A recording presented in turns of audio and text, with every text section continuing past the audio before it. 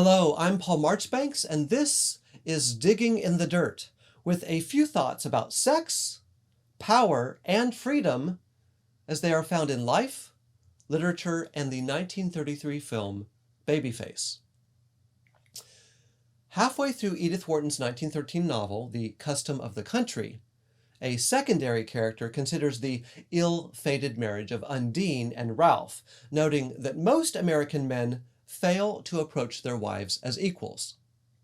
Though such husbands may worship their wives for their beauty and grace, and perhaps take pride in earning lots of money for those spouses to spend, these men don't invite discussions about serious life topics. Quote, "Why haven't we taught our women to take an interest in our work? Simply because we don't take enough interest in them."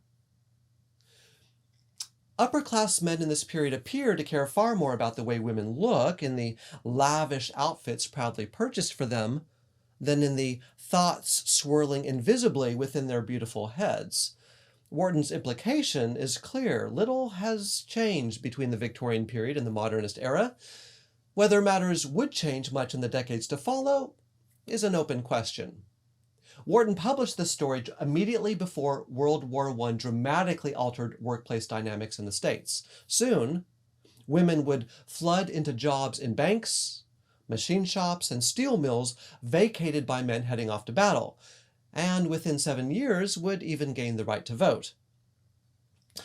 To what degree did such societal shifts, along with growing educational and professional opportunities, truly alter men's attitudes towards women? Do men still tend to value women's bodies more than their brains? In periods of history when this is the case, is it fair to fault women who commodify their bodies to gain an advantage? In Wharton's novel, Undine Spragg sports an insatiable hunger for material wealth, first taking what she can from her father, and then from a series of increasingly rich husbands whom she callously drops in quick succession. Unlike the more sympathetic Lily Bart of Wharton's The House of Mirth, who learns from her mother to use beauty to get what she wants, Undine appears born with the knowledge that few can resist her charms, and wields this power without any regard to the harm she causes others. Like Becky Sharp in William Makepeace Thackeray's novel Vanity Fair, published half a century earlier, Undine treats men obsessed with her beauty as disposable fools, tiers she can step on to reach higher and higher levels of material comfort. Are women who behave as they do monsters? The inevitable product of sexist societies? Or feminist icons, heroes even? These are important questions to ask, in part because the marginalization of various people groups sometimes seems to justify their taking drastic measures to gain some semblance of agency in cultures rigged against them. In Dorothy Arzner's Dance Girl Dance, the burlesque performer Bubbles commercializes her own sexuality on stage to gain wealth from men eager to ogle her curves. Is this debasing or empowering? Is it mere pragmatism to wrest financial benefits from those whose sexualized gaze is going to objectify you anyhow? Why not play into such sexualization of your body if it's a reliable way to get ahead? In The Second Sex, published in 1949, Simone de Beauvoir turns back the pages of history to find a handful of women whom she believes realized their potential despite inhabiting patriarchal cultures. She finds one such prototype in religious figures like Catholic mystic St. Catherine and the martyr Joan of Arc, both of whom were, quote, well aware of the goals they set themselves and lucidly invented the means to reach them. St. Teresa of Avila, another Christian mystic, was, quote, one of the only women to have lived the human condition for herself in total abandonment. De Beauvoir continues, her self-confidence is inspired by her confidence in God. By carrying the virtues connected with her status to the highest, she garners the support of her confessors and the Christian world. She's able to emerge beyond a nun's ordinary condition. She founds and runs monasteries. She travels, takes initiatives, and perseveres with a man's adventurous courage. Society does not thwart her. Even writing is not an effrontery. She brilliantly shows that a woman can raise herself as high as a man when, by an astonishing chance, a man's possibilities are granted to her. Teresa of Avila, in other words, achieved quite a bit, helping to shape social conditions while also seeking, quote, an even more remote and stunning reality. She's willing to lose herself in mystical ecstasies. Anyone familiar with Gian Lorenzo Bernini's famous marble statue entitled The Ecstasy of St. Teresa knows what de Beauvoir is talking about. In St. Teresa's writings, the mystic describes communion with God in the kind of rapturous terms usually reserved for describing sexual pleasure. As de Beauvoir would have it, St. Teresa of Avila sought, quote, to unite with God and experiences this union in her body. She is not slave to her nerves and hormones. Rather, she should be admired for the intensity of a faith that penetrates to the most intimate regions of her flesh.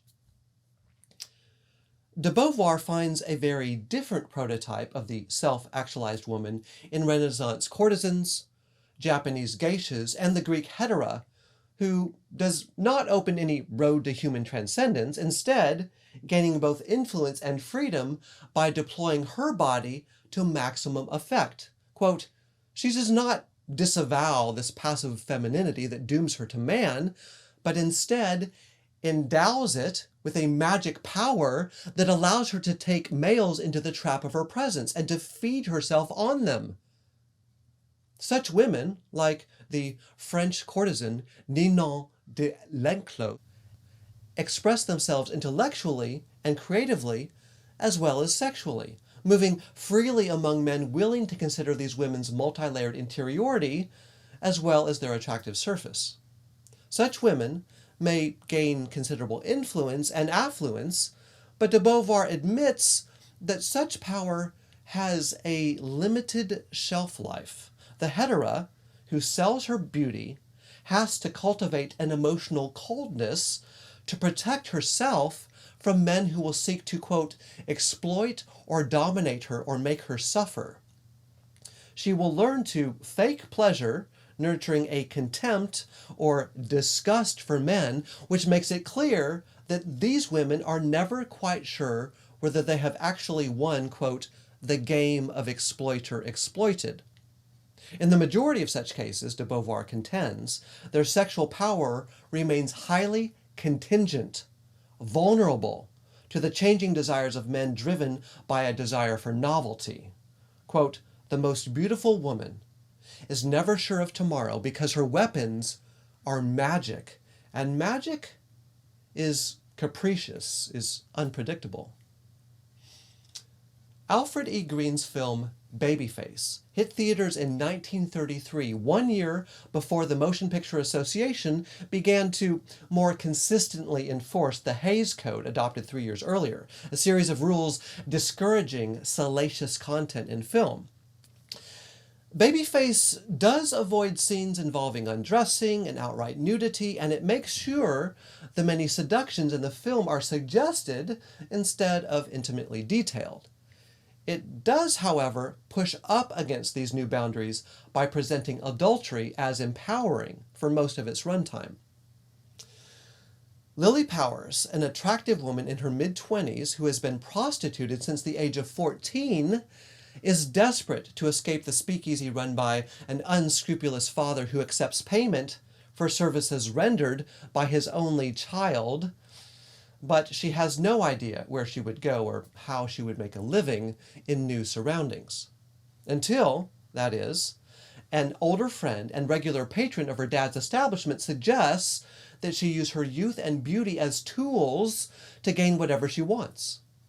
Quoting from Friedrich Nietzsche's Will to Power, a collection of notes published a year after the philosopher's death, the German cobbler Mr. Krag reads aloud, "All life, no matter how we idealize it, is nothing more nor less than exploitation. Then, looking directly into Lily's eyes, he adds, exploit yourself. Lily's appearance, he argues, exerts a power over men that she can leverage to get out from underneath their control.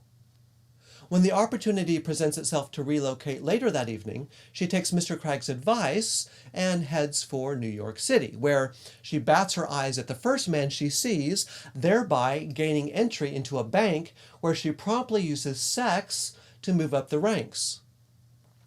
After each successful encounter with a male gatekeeper who can reward her with access to a higher paying job, we cut to an exterior shot that tilts up the length of the very tall building she is rapidly scaling. What do you make of Lily's mercenary use of her own body? And what does the film ultimately appear to be saying about such use of sexual power? Please join the conversation below. I can't wait to hear what you think.